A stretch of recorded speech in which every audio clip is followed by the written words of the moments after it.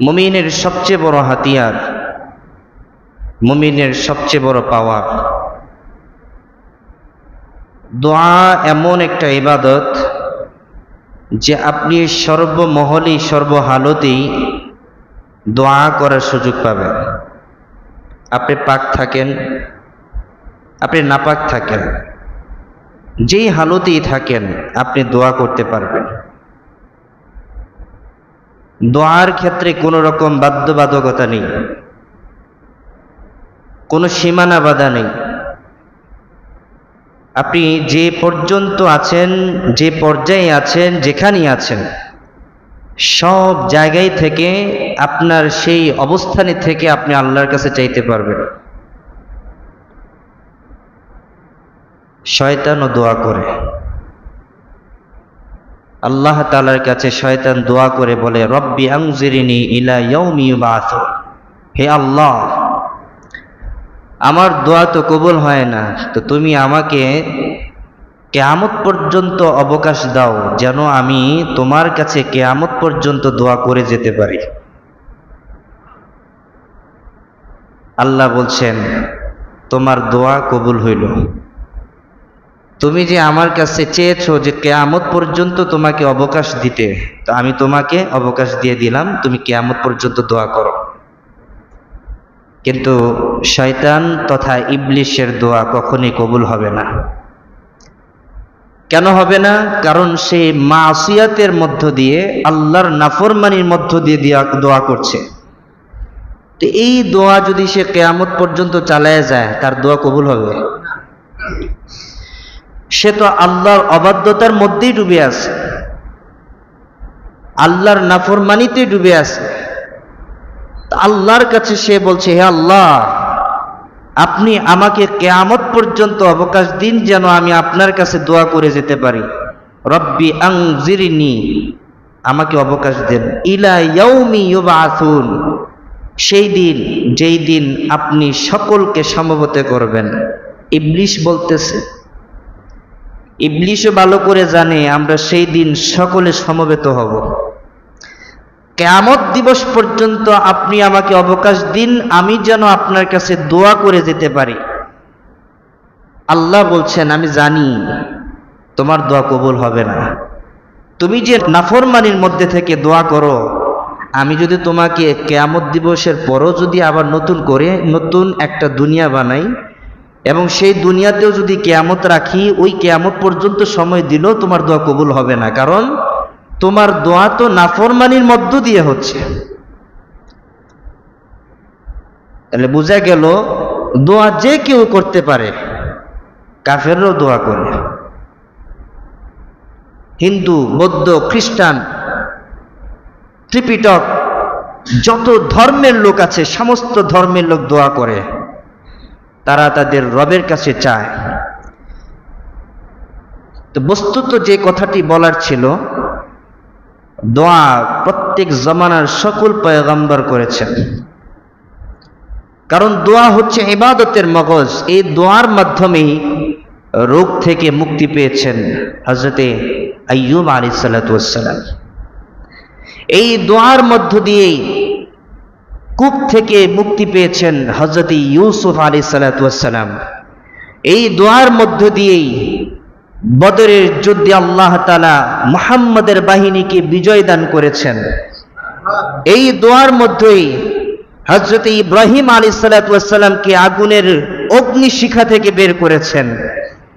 এই দোয়ার কারণেই হযরতে ইয়াকুব আলাইহিস সালাতু ওয়াস সালামের অন্ধত্ব আল্লাহ তাআলা দূর করেছেন। এই দোয়ার কারণেই হযরত ইয়াকুবকে 40 বছর পর ইউসুফকে প্রদান করা হয়েছে। এই দোয়ার কারণে পৃথিবীর ভূখণ্ডে যা কিছু হচ্ছে, এই দোয়ার কারণেই হচ্ছে। উদউনি আস্তাজিব লাকুম, তোমরা আমার কাছে দোয়া চাও, আমি অবশ্যই তোমাদের ডাকে সাড়া দেব। সুবহানাল্লাহ। আল্লাহ বলছেন, তোমরা আমার কাছে চাও, আমি অবশ্যই তোমাদের ডাকে সাড়া দেব। উদউনি, তোমরা আমার কাছে চাও, আমি তোমাদের ডাকে সাড়া দেব। কোরআনে কারিমে আল্লাহ বহু জায়গায় দোয়া করার জন্য আহ্বান জানিয়েছেন। যেমন সূরা আলাম নাশরাহ লাকা সাদরাক, এই সূরার মধ্যে আল্লাহ তাআলা দোয়া করার জন্য আহ্বান জানিয়েছেন। কোরআনে কারীমের আরেকটি জায়গার মধ্যে আল্লাহ তাআলা বলেছেন, যখন বান্দা আমাকে ডাকে, ওয়াইদা সাআলাকা ইবাদি আন্নী ফাইন্নী করিব, যখন বান্দা আমাকে জানার জন্য, আমাকে চিনার জন্য, আমার সম্পর্কে ওয়াকিফাল হওয়ার জন্য সাআলাকা জিজ্ঞাসা করে যে আমাদের রব কোথায়, নবী আপনি তাদেরকে বলে দেন, তাদেরকে বলে দাও তাদের রব ইন্নী করিব, তাদের নিকটে। সুবহানাল্লাহ। নবীকে বলছেন, হে নবী, যদি আপনাকে তারা জিজ্ঞাসা করে ওয়াইদা সালাকা ইবাদি আন্নী ফাইন্নী করিব, যখন তারা আপনাকে জিজ্ঞাসা করে যে আপনার প্রতিপালক কোথায়, আপনার রব কোথায়, আপনি যে রবকে ডাকেন, যে রব আপনাকে সাহায্য করেন, যে রব আপনাকে মুক্তি দেন, যেই রবের ইবাদতের কথা আপনি বলছেন, যেই রবের দিকে আপনি আমাদেরকে আহ্বান জানাচ্ছেন, যেই কালিমা পাঠ করার জন্য আমাদের কাছে বারবার আপনি আসছেন, আপনি আমাদেরকে বলুন আপনার রব কোথায় আছে। আল্লাহর পক্ষ থেকে নবীকে জানিয়ে দেওয়া হলো ওহীর মাধ্যমে, ওয়াইদা সালাকা ইবাদি আন্নী ফাইন্নী করিব, হে নবী, যখন তারা আপনাকে জিজ্ঞাসা করে আপনার রব সম্পর্কে, আন্নী আমার সম্পর্কে যখন আপনার কাছে তারা জিজ্ঞাসা করে যে আপনার প্রতিপালক কোথায়, আপনি বলে দেন ফাইন্নী করিব, আমার রব বলছে নিশ্চয়ই আমি বান্দার নিকটবর্তী। সুবহানাল্লাহ। ফাইন্নী, নিশ্চয়ই আমি বান্দার নিকটবর্তী। কত নিকটবর্তী? শাহরগের নিকটবর্তী, এত নিকটবর্তী। ওয়াইদা সালাকা ইবাদি আন্নী ফাইন্নী করিব উজিবু দাওয়াতাদ দাঈ ইযা দাআন, যখন তারা আমার কাছে চায়, ইযা দাআন উজিবু, আমি তাদের ডাকে সাড়া দিয়ে থাকি। তারা যখন আমার কাছে চায় তো আমি তাদের ডাকে সাড়া দিয়ে থাকি। এখন তাদের কাজ কি? আমি যে সাড়া দিব এর পিছনে একটা শর্ত আছে, ফালইয়াস্তাজিবু লি ওয়াল ইউমিনু বি লাআল্লাহুম ইয়ারশুদুন, তাদের জন্য অবশ্য কর্তব্য পালনীয় হচ্ছে তারা যেন আমার হুকুম মান্য করে। আমি তাদের ডাকে সাড়া দিব, শর্ত কি? ফালইয়াস্তাজিবু লি ওয়াল ইউমিনু বিহি, তারা যেন আমার হুকুম মান্য করে। এর মধ্যে যদি তারা থাকে তো তারা আমাকে দেখতে পাবে। লাআল্লাহুম ইয়ারশুদুন, যাতে করে তারা সৎ পথে পরিচালিত হতে পারে। হাদিস শরীফের মধ্যে আল্লাহ রাসূল সাল্লাল্লাহু আলাইহি সাল্লাম ইরশাদ করেন, ইন্না রাব্বাকুম হাইয়ুন কারীমুন ইস্তাহয়ী মিন আবদিহি ইযা রাফা ইয়াদাইহি। রাসূল করিম সাল্লাল্লাহু আলাইহি সাল্লাম ইরশাদ করেন, তিরমিজি শরীফের মধ্যে হাদিস বর্ণিত, আল্লাহ রাসূল বলেন, নিশ্চয়ই আপনাদের প্রতিপালক, নিশ্চয়ই তোমাদের প্রতিপালক চিরঞ্জীব, সম্মানিত।